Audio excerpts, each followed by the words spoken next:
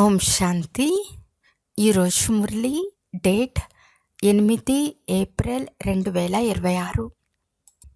మధురమైన పిల్లలు, మీరు దేహాభిమానం అనే ద్వారాన్ని మూసేస్తే మాయా తుఫాన్లు రావటం సమాప్తమైపోతాయి. ప్రశ్న: ఏ పిల్లల బుద్ధి విశాలంగా ఉంటుంది? వారి గుర్తులు వినిపించండి. జవాబు: ఫస్ట్ పాయింట్, వారికి రోజంతా సేవను గురించిన ఆలోచనలే నడుస్తూ ఉంటాయి. 2, వారు సేవ లేకుండా ఉండలేరు. 3, విశ్వం అంతటినీ పతితుల నుండి పావనంగా ఎలా చేయాలని వారి బుద్ధి పనిచేస్తూ ఉంటుంది. వారు విశ్వాన్ని దుఃఖధామం నుండి సుఖధామంగా చేయు సేవ చేస్తూ ఉంటారు. 4, వారు చాలామందిని తమ సమానంగా తయారు చేస్తూ ఉంటారు. ఓం శాంతి. ఆత్మిక తండ్రి కూర్చుని మధురాతి మధురమైన పిల్లలకు అర్థం చేయిస్తున్నారు. పిల్లలు స్వయాన్ని ఆత్మగా భావించి తండ్రినైన నన్ను స్మృతి చేస్తే మీ దుఃఖాలన్నీ సదా కొరకు సమాప్తమైపోతాయి. స్వయాన్ని ఆత్మగా భావించి అందరినీ సోదర దృష్టితో చూస్తూ ఉంటే దేహ దృష్టి, వృత్తి మారిపోతాయి. మీ తండ్రి అశరీరే, ఆత్మలైన మీరు కూడా అశరీరులే. తండ్రి ఆత్మల్నే చూస్తారు. ఆత్మలన్నీ అకాల సింహాసనంపై విరాజమానమై ఉన్నాయి. మీరు కూడా అందరినీ ఆత్మలుగా భావించి సోదర దృష్టితో చూడండి. అయితే ఇందులో చాలా కష్టం ఉంది.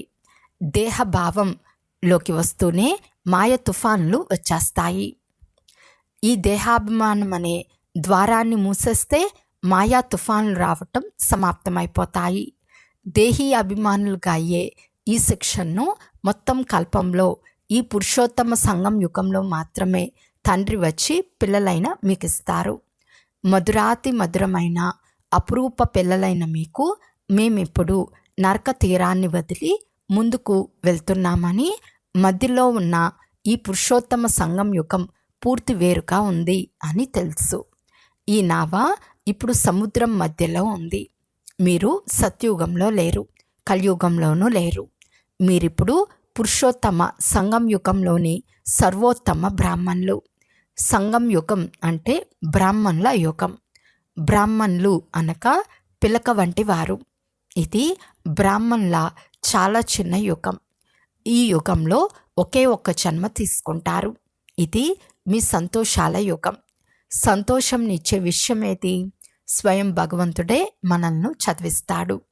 ఇటువంటి విద్యార్థికి ఎంత సంతోషం ఉంటుంది? మీ బుద్ధిలో ఇప్పుడు మొత్తం చక్రం అంతటి జ్ఞానం ఉంది. ఇప్పుడు మనం బ్రాహ్మణులము. మళ్ళీ మనమే దేవతలుగా అవుతాము. మొదట మన ఇల్లైన స్వీట్ హోమ్లోకి వెళ్ళి మళ్ళీ కొత్త ప్రపంచంలోకి వస్తాము. బ్రాహ్మణులైన మనమే స్వదర్శన చక్రధారులము. మనమే ఈ పిల్లి మొగ్గల ఆట ఆడతాము. ఈ విరాట రూపం గురించి కూడా బ్రాహ్మణ పిల్లలైన మీకు మాత్రమే తెలుసు. రోజంతా ఈ విషయాలు బుద్ధిలో స్మరిస్తూ ఉండాలి. మధురమైన పిల్లలు, మీ ఈ పరివారం చాలా ప్రియమైనది. అందువలన మీలో ప్రతి ఒక్కరూ చాలా చాలా లవ్లీగా ఉండాలి. తండ్రి మధురమైన వారు కనుక తన పిల్లలను కూడా మధురంగా తయారు చేస్తారు. ఎప్పుడు ఎవరిపైన కోపగించుకోరాదు. మనస, వాచ, కర్మన ఎవరికి దుఃఖంనివ్వరాదు. తండ్రి ఎప్పుడు ఎవరికి దుఃఖంనివ్వరు. తండ్రిని ఎంతగా స్మృతి చేస్తారో అంత మధురంగా అవుతూ ఉంటారు. అంతే. ఈ స్మృతి ద్వారానే నావా ఆవలి తీరానికి చేరుతుంది. ఇది స్మృతి యాత్ర. స్మృతి చేస్తూ చేస్తూ శాంతిధామం ద్వారా సుఖధామానికి వెళ్ళాలి. తండ్రి పిల్లలను సదా సుఖంగా చేసేందుకే వచ్చారు.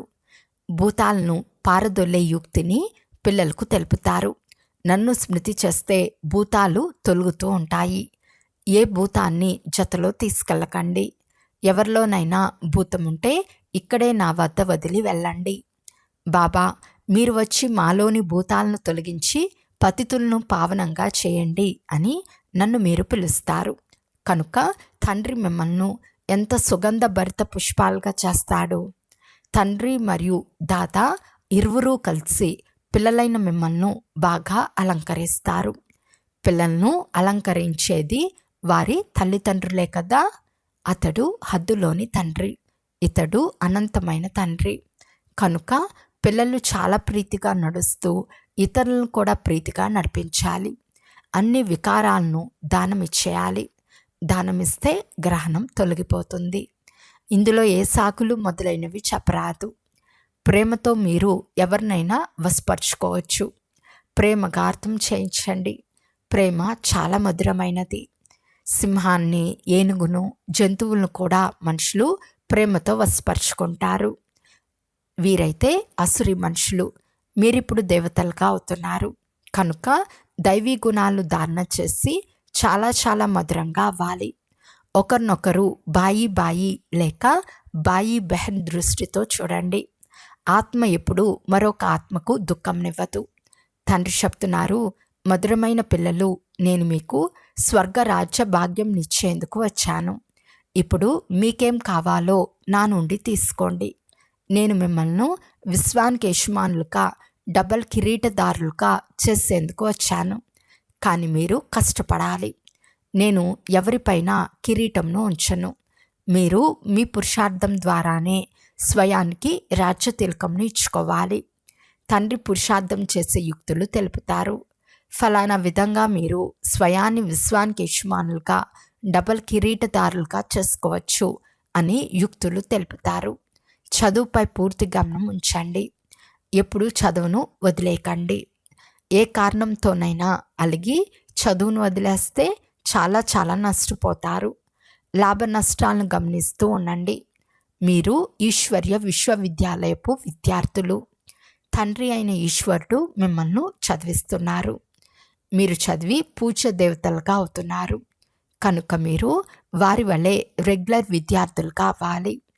విద్యార్థి జీవితం అత్యంత మంచి జీవితం. ఎంత బాగా చదివి ఇతరులను చదివిస్తారో, నడవడికలను సర్దిద్దుకుంటారో అంత బెస్ట్గా తయారవుతారు. మధురమైన పిల్లలు, ఇప్పుడు ఇది మీ తిరుగు ప్రయాణం. ఎలాగైతే సత్యుగం నుండి త్రేత, ద్వాపర, కలియుగం వరకు క్రిందకి దిగుతూ వచ్చారో అలా ఇప్పుడు మీరు ఇనుప యుగం నుండి బంగారు యుగం వరకు పైకి వెళ్ళాలి.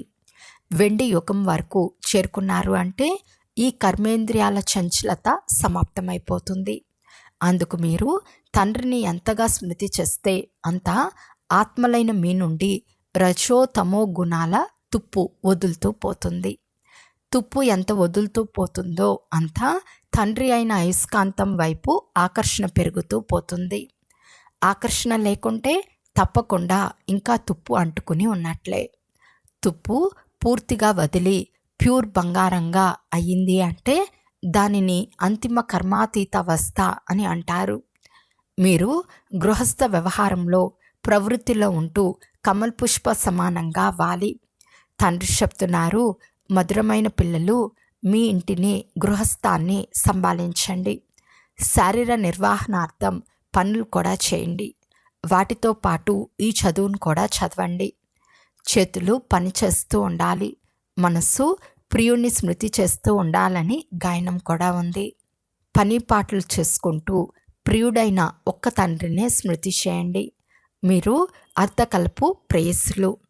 నవదా భక్తిలో కూడా కృష్ణుడు మొదలైన వారిని ఎంత ప్రేమగా స్మృతి చేస్తారో చూడండి. అది నవదా భక్తి, అచంచల భక్తి. అక్కడ కృష్ణుణ్ణి స్మృతి అచంచలంగా ఉంటుంది, కానీ దాని ద్వారా ఎవరికి ముక్తి లభించదు. ఇది నిరంతరం స్మృతి చేసే జ్ఞానం. పతిత పావన తండ్రినైన నన్ను స్మృతి చేస్తే మీ పాపాలు నశిస్తాయి అని తండ్రి చెప్తున్నారు. అయితే మాయ కూడా పెద్ద పెహల్వాను, ఎవరిని వదిలిపెట్టదు. పదే పదే మాయతో ఓడిపోతే తల వంచుకుని పశ్చాత్తాపడాలి. మధురమైన పిల్లలు శ్రేష్టంగా అయ్యేందుకు తండ్రి శ్రీమతంనిస్తారు. పిల్లలు అంత శ్రమ చేయటం లేదని తండ్రి గమనిస్తారు. అందువలన తండ్రికి చాలి కలుగుతుంది. ఇప్పుడు ఈ అభ్యాసం చేయకుంటే చాలా శిక్షలు అనుభవించవలసి వస్తుంది. కల్పకల్పం అతి చిన్న పదవి పొందుతూ ఉంటారు. మధురమైన పిల్లలకు తండ్రి ముఖ్యమైన విషయాన్ని అర్థం చేయిస్తున్నారు.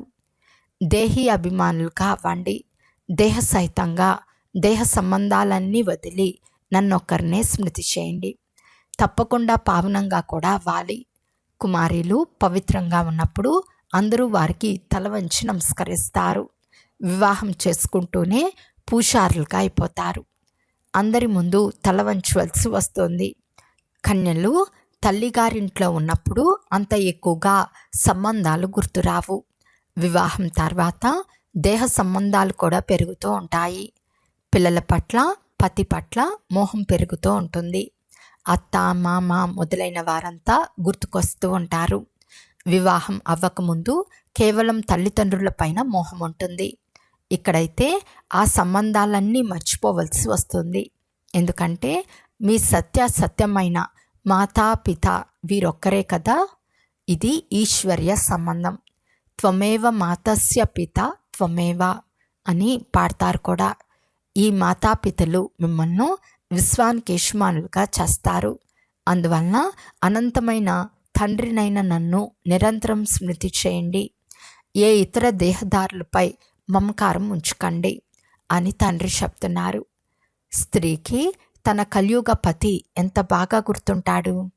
అతడు తన స్త్రీని మురికి కాలువలో పడేస్తాడు. ఈ అనంతమైన తండ్రి మిమ్మల్ని స్వర్గంలోకి తీసుకెళ్తాడు. ఇటువంటి మధురమైన తండ్రిని చాలా ప్రీతిగా స్మృతి చేస్తూ స్వదర్శన చక్రాన్ని త్రిప్పుతూ ఉండండి. ఈ స్మృతి బలం ద్వారానే మీ ఆత్మ బంగారు సమానంగా అయి స్వర్గానికి యజమానిగా అవుతుంది. స్వర్గం పేరు వింటూనే మనసు సంతోషిస్తుంది. ఎవరైతే నిరంతరం స్మృతి చేస్తూ ఇతరులతో కూడా స్మృతి చేయిస్తూ ఉంటారో వారే ఉన్నతమైన పదవిని పొందుతారు. ఈ పురుషార్థం చేస్తూ చేస్తూ చివరిలో మీకు ఆ స్థితి వచ్చేస్తుంది. ఈ ప్రపంచం పాతదే, దేహం పాతదే, దేహ సహితంగా దేహ సంబంధాలన్నీ పాతవే. వాటన్నిటి నుండి బుద్ధియోగాన్ని తొలగించి ఒక్క తండ్రితోనే సంబంధాన్ని జోడించండి. అంతిమ కాలంలో కూడా ఆ ఒక్క తండ్రి స్మృతే ఉండాలి. ఏ ఇతర సంబంధం గుర్తున్నా అంతిమంలో కూడా వారే గుర్తుకు వస్తారు. పదభ్రష్టులైపోతారు. చివరి కాలంలో ఎవరైతే అనంతమైన తండ్రి స్మృతిలో ఉంటారో వారే నరు నుండి నారాయణునిగా అవుతారు. తండ్రి స్మృతి ఉంటే శివాలయం దూరంగా ఉండదు. మధురాతి మధురమైన అపురూపమైన పిల్లలు అనంతమైన తండ్రి వద్దకు రిఫ్రెష్ అయ్యేందుకు వస్తారు. ఎందుకంటే అనంతమైన తండ్రి ద్వారా అనంతమైన విశ్వ సామ్రాజ్యం లభిస్తుందని పిల్లలకు తెలుసు. ఇది ఎప్పుడూ మర్చిపోరాదు. ఈ విషయం సదా గుర్తున్న పిల్లలకు అపారమైన సంతోషం ఉంటుంది. ఈ బ్యాచ్ను నడుస్తూ తిరుగుతూ పదే పదే చూస్తూ ఉండండి. బ్యాచ్ను హృదయానికి హత్తుకోండి.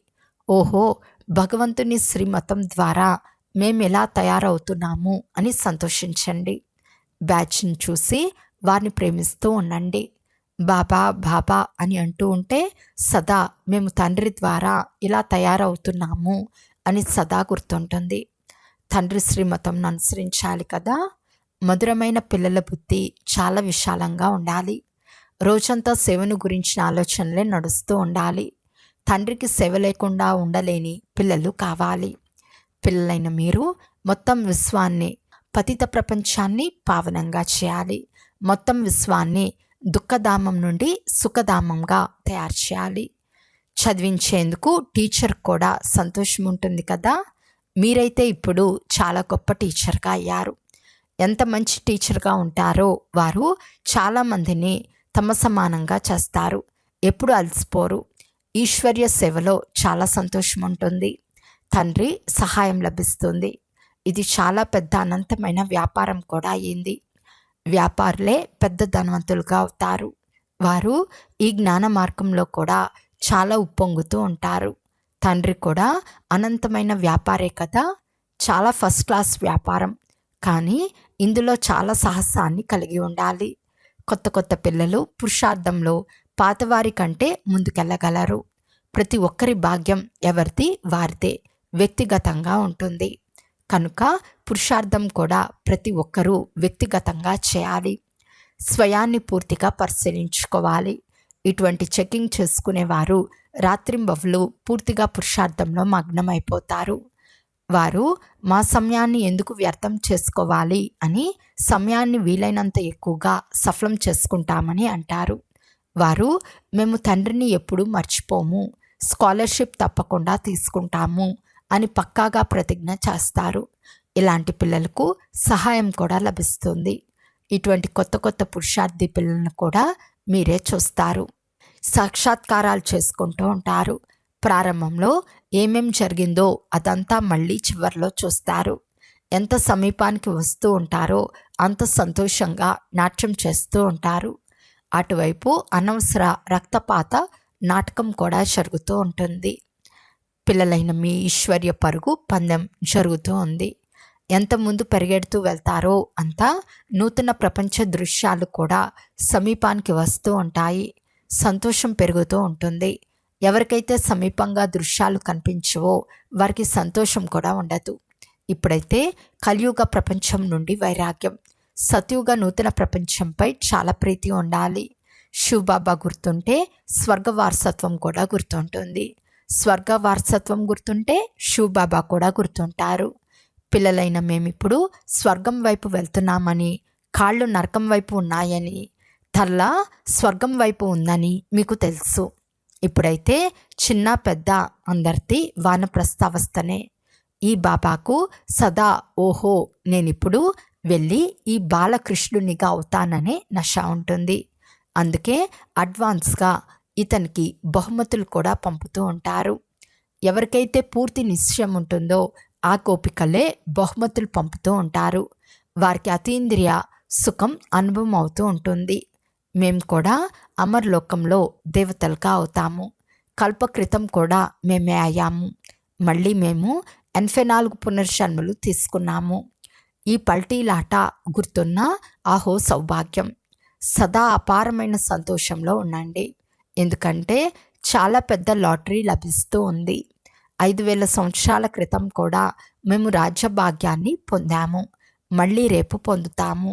ఇది డ్రామాలో రచింపబడి ఉంది. ఎలాగైతే కల్పకృతం జన్మించామో అలాగే జన్మిస్తాం. వారే మా తల్లిదండ్రులుగా ఉంటారు. ఎవరైతే కృష్ణుని తండ్రిగా ఉండినారో అతడే మళ్ళీ కృష్ణుని తండ్రిగా అవుతాడు. ఈ విధంగా ఎవరైతే రోజంతా ఆలోచిస్తూ ఉంటారో వారు చాలా రమణీకంగా ఉంటారు. విచారసాగర మంత్రం చేయకుంటే వారు అస్వస్థగా ఉన్నారని అర్థమవుతుంది. ఆవు భోంచేసిన తర్వాత రోజంతా నెమరు వేస్తూ ఉంటుంది. నోరు కదులుతూనే ఉంటుంది. కదలకుండా ఉంటే అస్వస్థగా ఉందని అర్థమవుతుంది. ఇది కూడా అంతే. అనంతమైన తండ్రి మరియు దాదా ఇరువురికి మధురమైన పిల్లలంటే చాలా ప్రేమ. ఎంతో ప్రేమగా చదివిస్తున్నారు. అపవిత్రుల నుండి పవిత్రులుగా చేస్తారు. కనుక పిల్లల్లో కూడా సంతోషపు పాదరస మట్టం పైకి ఎక్కాలి. స్మృతి యాత్ర ద్వారా పాదరస మట్టం పైకి ఎక్కుతుంది. తండ్రి కల్పకల్పం చాలా ప్రీతిగా లవ్లీ సేవ చేస్తారు. పంచతత్వాల సహితంగా అందరినీ పావనంగా చేస్తాడు. ఇది ఎంతో గొప్ప అనంతమైన సేవ. తండ్రి చాలా ప్రీతిగా పిల్లలకు శిక్షణ కూడా ఇస్తూ ఉంటారు. ఎందుకంటే పిల్లలను సరిదిద్దే కర్తవ్యం తండ్రి టీచర్లదే. తండ్రిది శ్రీమతం. దీని ద్వారానే శ్రేష్టంగా అవుతారు. ఎంత ప్రేమగా స్మృతి చేస్తారో అంత శ్రేష్టంగా అవుతారు. మేము శ్రీమతంను అనుసరిస్తున్నామా లేక మా మతంను అనుసరిస్తున్నామా అని కూడా చాట్లో రాయాలి. శ్రీమతంను అనుసరించటం ద్వారానే మీరు యాక్యురేట్గా అవుతారు. అచ్చా, మధురాతి మధురమైన అపురూపమైన పిల్లలకు మాతాపిత బాప్దాదాల ప్రియ స్మృతులు మరియు గుడ్ మార్నింగ్. ఆత్మిక పిల్లలకు ఆత్మిక తండ్రి నమస్తే. ఆత్మిక తండ్రికి ఆత్మిక పిల్లల యొక్క ప్రియ స్మృతులు మరియు నమస్తే నమస్తే నమస్తే. ధారణ కొరకు ముఖ్య సారము. ఫస్ట్ పాయింట్, మీతో మీరే మేము మా సమయాన్ని వృధా చేయము. సంగం యుగంలోని ప్రతి క్షణం సఫలం చేసుకుంటాము. మేము బాబాను ఎప్పుడూ మర్చిపోము. స్కాలర్షిప్ తప్పకుండా తీసుకుంటాము అని ప్రతిజ్ఞ చేయాలి. సెకండ్ పాయింట్, ఇప్పుడు మనది వానప్రస్థ అవస్థ. కాళ్ళు నరకం వైపు, తల స్వర్గం వైపు ఉన్నాయి. పల్టీలాటను గుర్తుంచుకుని అపారమైన సంతోషంలో ఉండాలి. దేహీ అభిమానులుగా అయ్యేందుకు శ్రమ చేయాలని సదా స్మృతిలో ఉండాలి. ఈరోజు వరదానము: తమ సర్వశ్రేష్టమైన పొజిషన్ యొక్క నశ ద్వారా అనేక ఆత్మలకు కళ్యాణం చేసే అథారిటీ స్వరూప భవ. మేము సర్వశక్తివంతుని పిల్లలము. ఇది సర్వశ్రేష్టమైన పొజిషన్. ఈ పొజిషన్ యొక్క నశాలో ఉంటే మా యొక్క అధీనత సమాప్తమైపోతుంది. ఈ అథారిటీ యొక్క స్వరూపంగా అవ్వటం ద్వారా ఏ ఆత్మ యొక్క కళ్యాణమైనా చేయవచ్చు. ఎవరైతే సదా ఈ నశాలో ఉంటారో వారు సదాకాలం యొక్క రాజ్యభాగ్యాన్ని ప్రాప్తి చేసుకుంటారు. ఈ అథారిటీని సదా స్థిరంగా ఉంచుకుంటే విశ్వం మీ ముందు తలవంచుతుంది. మీరు ఎవరి ముందు తలవంచరు. స్లోగన్: చేయించే తండ్రి యొక్క స్మృతి ద్వారా మైపన్ను సమాప్తం చేయండి. అవ్యక్త సూచన: మహాన్గా అయ్యేందుకు మధురత మరియు నమ్రతా గుణాలను ధారణ చేయండి. మధురత ద్వారా తండ్రి యొక్క సమీపతను సాక్షాత్కారం చేయించండి. మీ సంకల్పంలో కూడా మధురత, మాటలో కూడా మధురత, కర్మలో కూడా మధురత ఉండాలి. ఇదే తండ్రికి సమీపత. అందువలన తండ్రి కూడా ప్రతిరోజు మధురాతి మధురమైన పిల్లలు అని అంటారు. పిల్లలు కూడా మధురాతి మధురమైన బాబా అని రెస్పాన్స్ ఇస్తారు. ప్రతిరోజు యొక్క మధురమైన మాటలే మధురంగా చేసేస్తాయి. అచ్చా, ఓం శాంతి.